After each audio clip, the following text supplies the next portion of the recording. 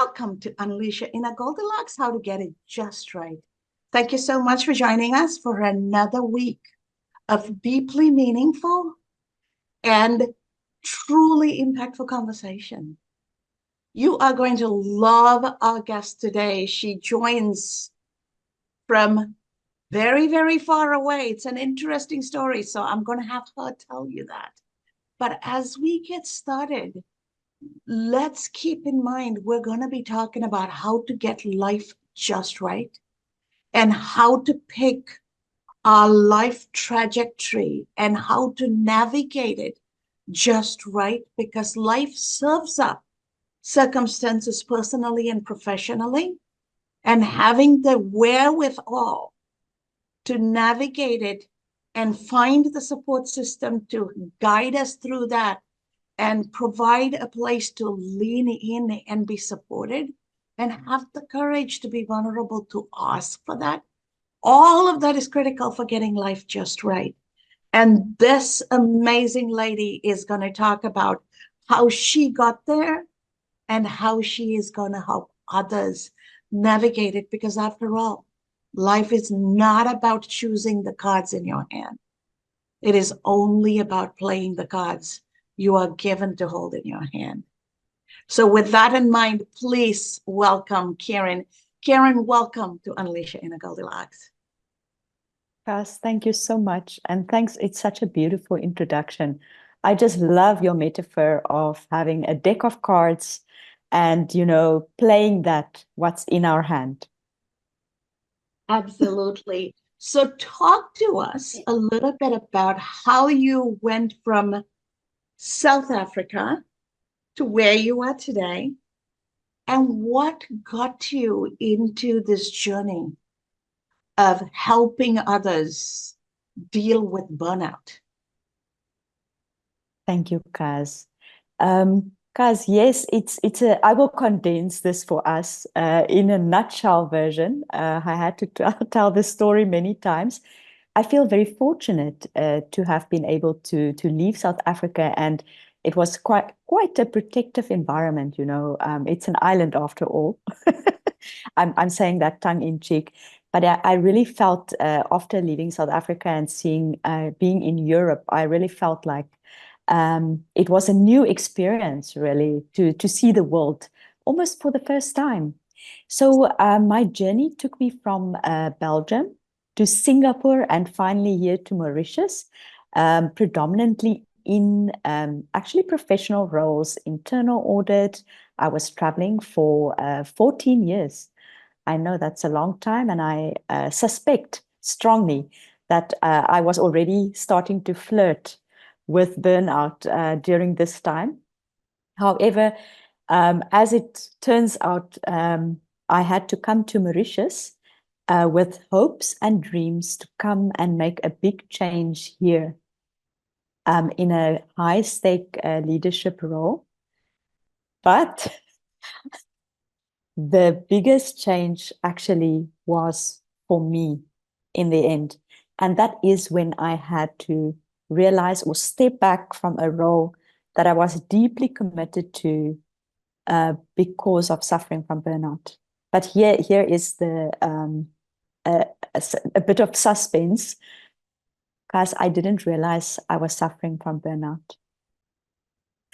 And so my journey has led me here to a point where I really feel deeply committed to not let others suffer the same or have the same journey if it's not necessary. And that's why I'm here today and talking to you. And what you're saying brings to mind a lot of people don't recognize until it's too late and something really triggering happens. So what symptoms did you realize were showing you? And what guidance would you have for people to start noticing those micro changes that cumulatively guide you to start realizing, hey, there's something different. I need to hit the brakes. Yes, that's such a good question. So in reflection, when I finally got to the point where I was able to kind of pinpoint, I thought, okay, it looks like I experienced burnout. So some of the symptoms that were really clear to me in hindsight was kind of like not recognizing myself. It was almost as if I stepped out of character, and that is really what chronic stress will do to you.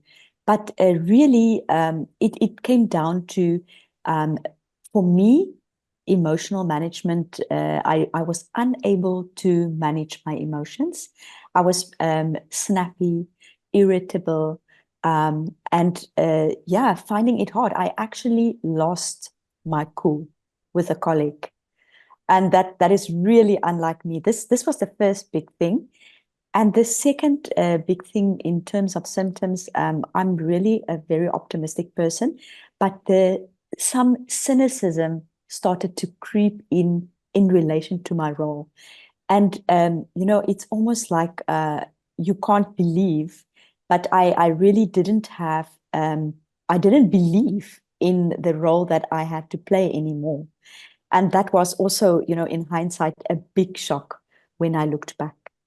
Um, so it was really, really those two were the big things for me. Emotionally, I was unable to manage my emotions, and the cynicism that started to creep in. So those are some of the things that people have to look out for. Is in their their day to day is really what are they seeing that's different about how they are reacting. What is their behavior? So those are interesting insights because what you're telling me is your behavior changes. And are you self-aware enough to notice your behavior is changing? That is one. But when you start noticing, then you need to be able to talk to people, right? If it's happening because something is at work, then you talk to people and say, hey, I need a break, or we need to slow down the pace. Just because you're in finance, I'm in finance, I know how this world works. Deadlines are deadlines. We don't care what's happening. If the sky is falling down, the deadlines are still deadlines. If you have to work through 5 days nonstop, you're going to get it done. And so organizations are profit focused. They don't look at wellness and well-being. And how do you have that conversation? And are they creating an environment of psychological safety to have that conversation? Now, burnout can happen at home too, right?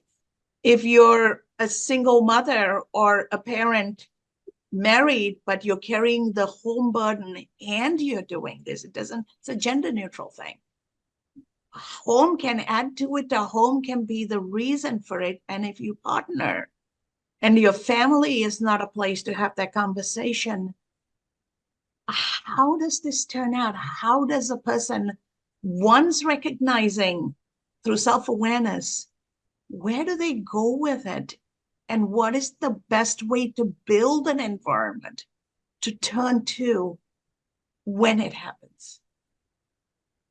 Yes, and I just want to touch on what you mentioned. So, when I started looking into creating a coaching program, I spoke to quite a few people in my network, and I really reached out to say, please, if you experience burnout, may I please interview you? So you are absolutely right. It's not just at the workplace. I have spoken to people that students, at a level of student that had burnout. Yeah. You just referred to single mothers or caretakers, and there is something called compassion fatigue. So yes, look, the WHO, they describe burnout as a syndrome caused by chronic workplace stress. But definitely in my experience and from what I have seen and read, there are other areas where burnout is also experienced. And now going to the second point, it's really about saying, I need help. And, my burnout journey, it was around 2021 that I experienced burnout.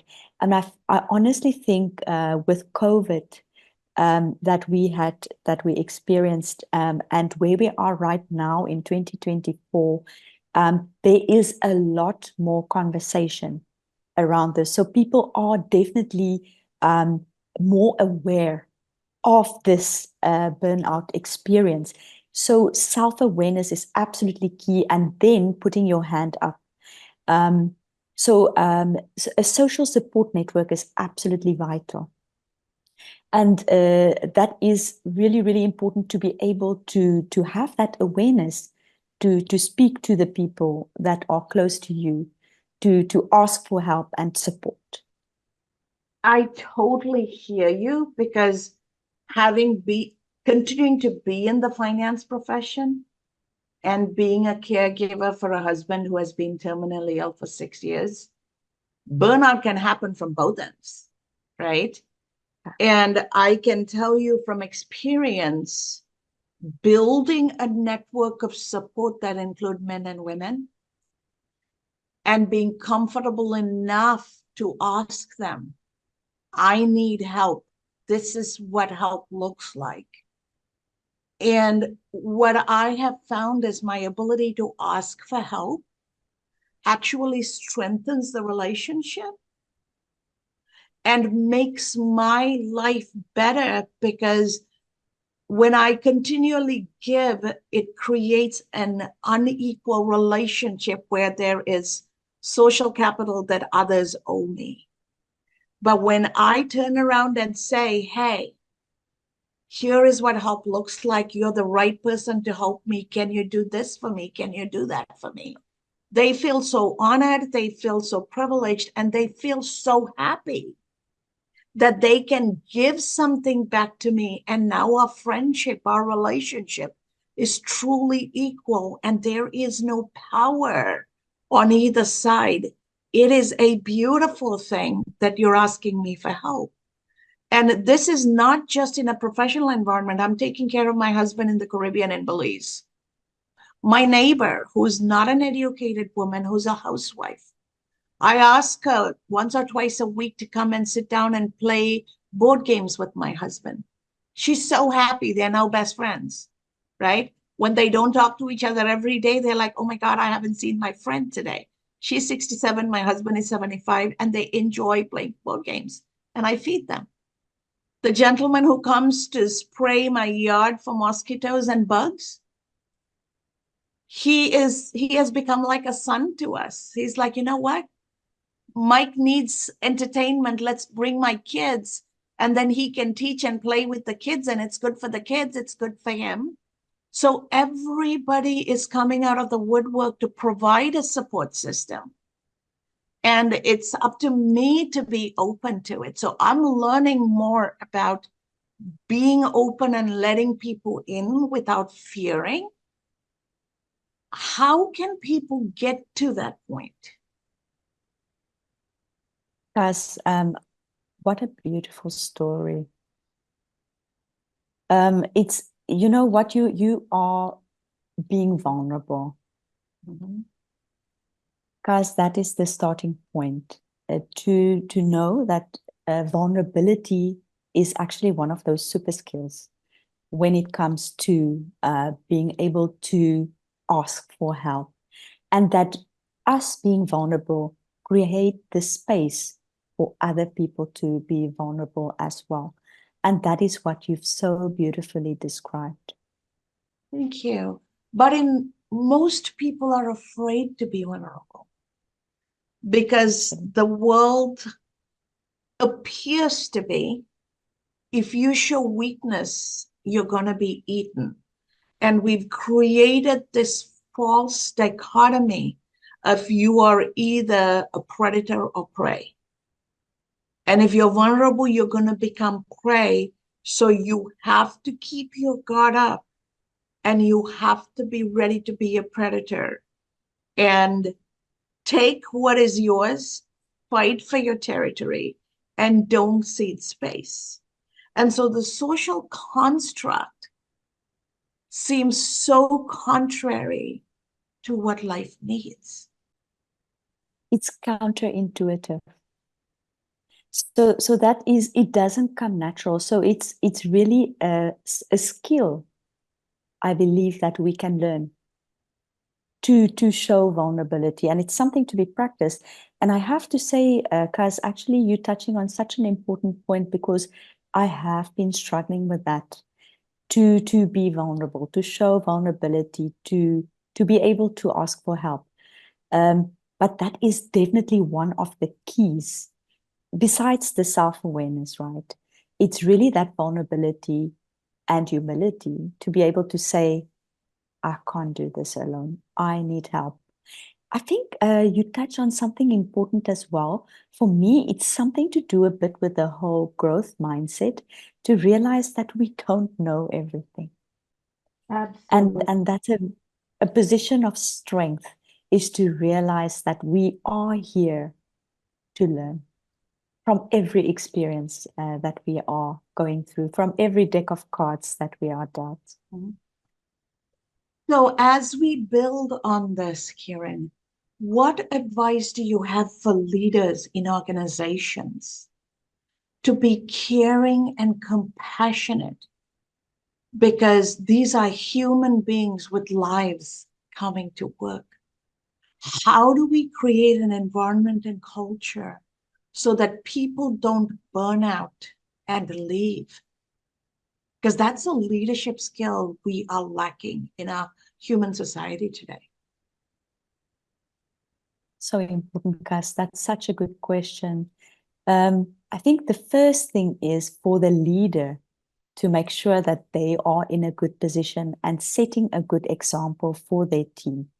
And that would really come down to walking the talk in terms of showing how they are dealing with stress, their level of self-awareness around their own stress, um, setting healthy examples for healthy habits in terms of taking care of themselves, taking regular breaks, not working after hours, not pushing their team to do the same.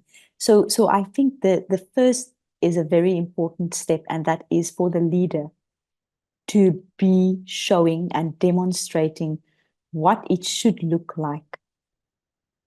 The second thing then would be to have those conversations with their team, to really openly approach the subject, and I call it leading with heart, really.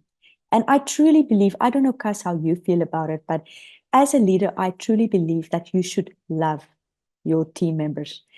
And by that, I mean that you care enough to really ask and be interested in their situation and how they are doing, their workload, their situation at home, and to keep regularly checking in on them to make sure how they are doing.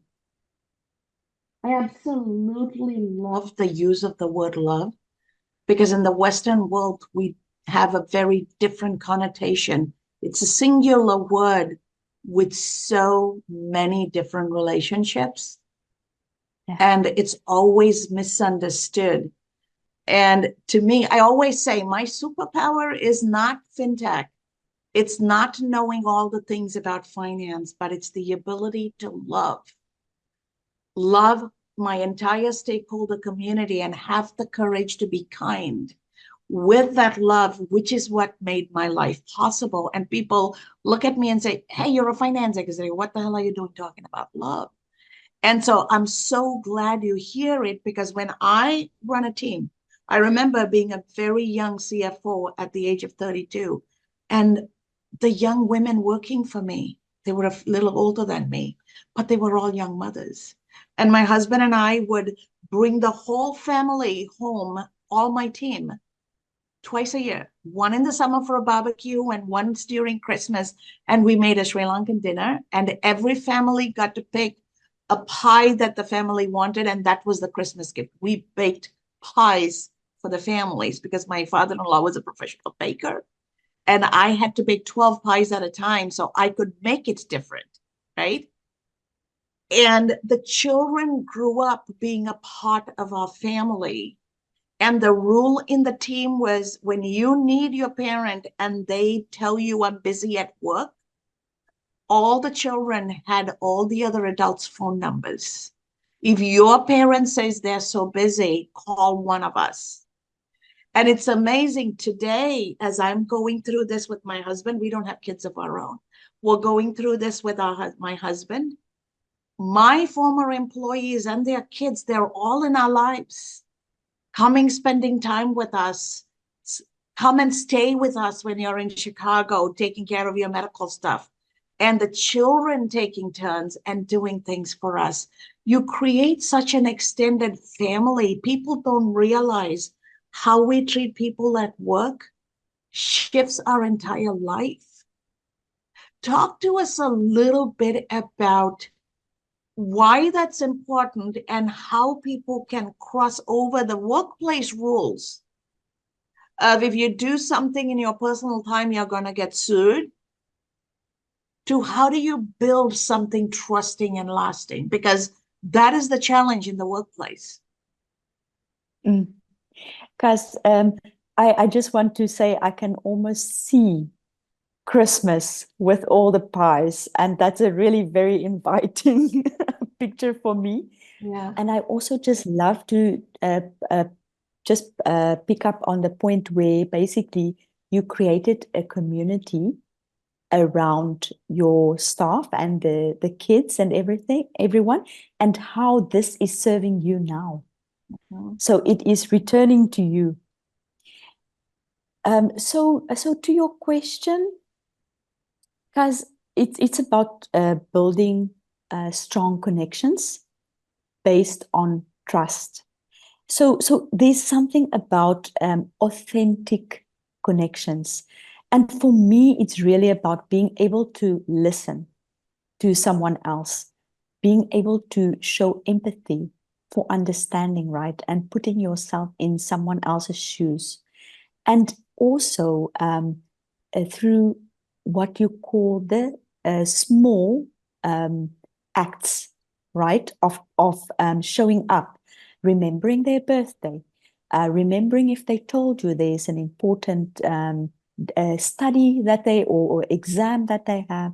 All of these things are compounded.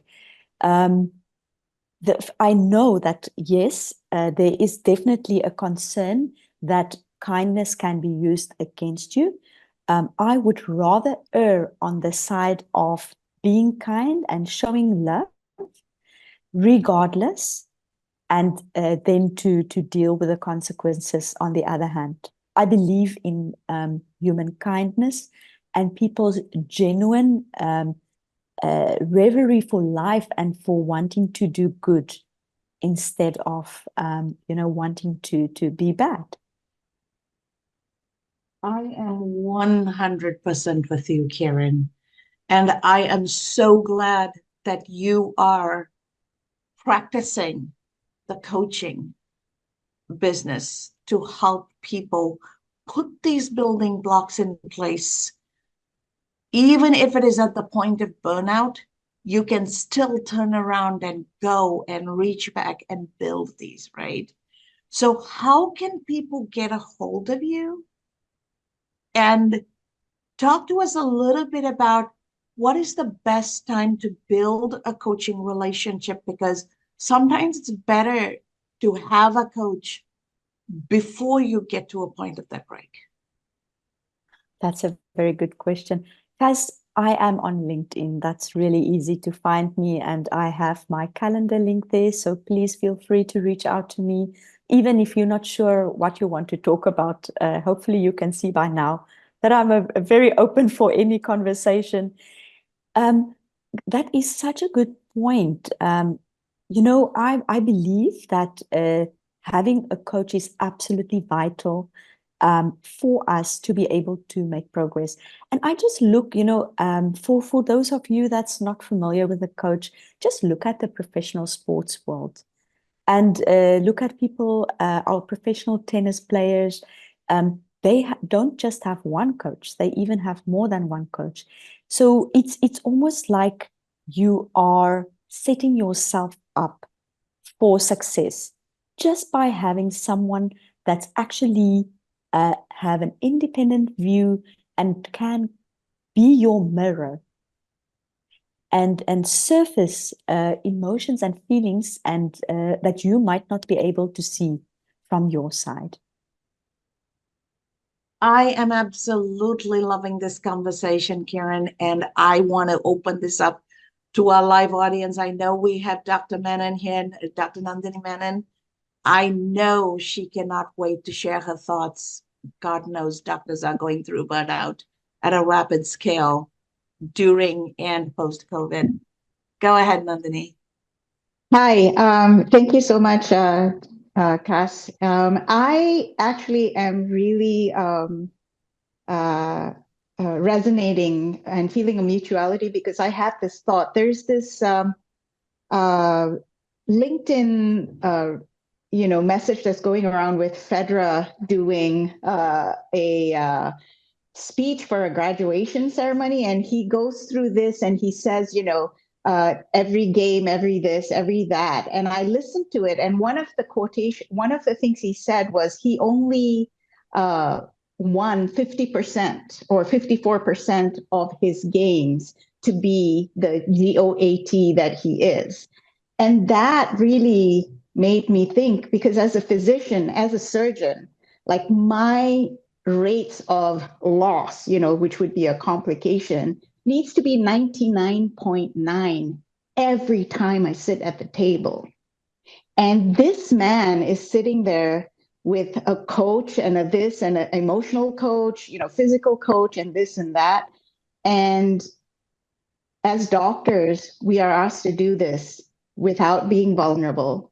If we go for help, we're told that, something's wrong with this, you're not strong enough, or whatever. And so I'm just resonating with that whole analogy of the tennis player and things. So my question actually is, a lot of times as young budding doctors or professionals in anywhere where we're in a high stress situation, we're not aware that we need a coach. We're not aware that we're not self-aware.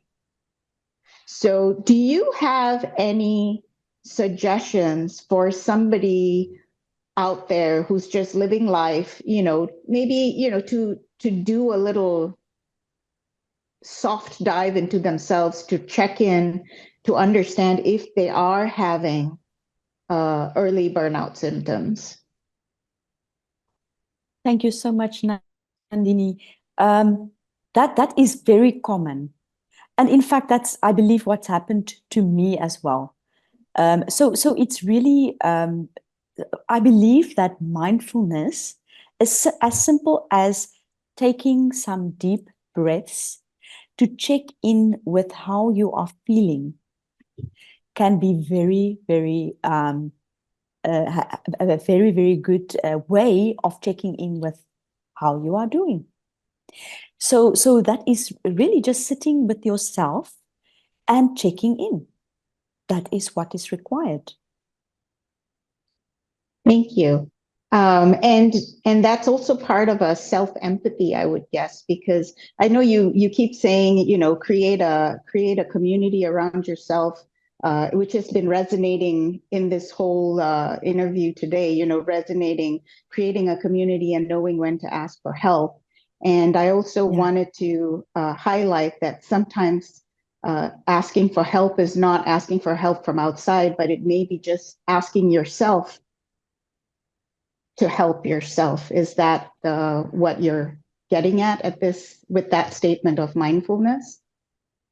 Yes, I believe that the starting point would be to check in with yourself for some self-compassion, for actually some vulnerability with yourself, to acknowledge that you're not in a good place. There's a lady, Naya Sangwani, and she talks about net gain or net drain. So there's 5 domains that you can check in with yourself, right? And that would be physically, mentally, emotionally. Let me see the other 2. Wait.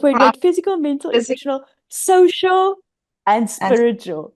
And the question would be for those 5 areas, really just to ask yourself, how are you feeling? Is it a genuine or general situation of a net gain or a net drain? That should give you a pretty good indication of where you are. Thank what you. an amazing question, Nandini, and I love the answer about the net gain. And all of this comes down to, can we have grace for ourselves? Yes. Can I forgive myself, and can I give myself grace? And do I have it in me to say, you know what? I am not perfect. Nobody in this world is perfect. What can I do differently? And how can I be gentle to me? Because we're the hardest on ourselves. Absolutely. Self-compassion. That's what is Absolutely. required. So as we bring this amazing conversation to a close, what nugget of wisdom do you have for all our audience to take into their weekend and leverage it as they start the new week, because it becomes a new step for them as they step into the life? It's really, really as in a nutshell, it's really about self-awareness, and it's really about checking in with our thoughts, our feelings, and our behaviors. That is really something that will make all the difference in terms of realizing we need help, we need support, something needs to change. Thank you so much, Karin. This has been an absolute delight and an honor. The Goldilocks community welcomes you. We embrace you. And please feel free to join us on any given Saturday, just like Dr. Nandini does, and engage with us, because our audience love getting these nuggets of wisdom, getting the synthesis of different perspectives and this back and forth dialogue. We do this differently for a purpose. And so we welcome you into our community. We welcome you into our fold. And to our audience out there, remember the name Coach Karin Schoombee. She's here for you. She will make time for you. And she lives in a beautiful place called Mauritius. You should look it up. And who knows? You may have a coach, you may have a friend, you may have a place to travel. Life is very fluid, and what we build is what we get to enjoy. So step out of your comfort zone and take a leap of faith. Take a leap of faith and trust. Sometimes it's easier to trust somebody you don't know than somebody you know. Right? It's always easy to talk to somebody you don't know. So take a leap of faith. Talk to Karin. You know what? All you will end up doing is finding yourself.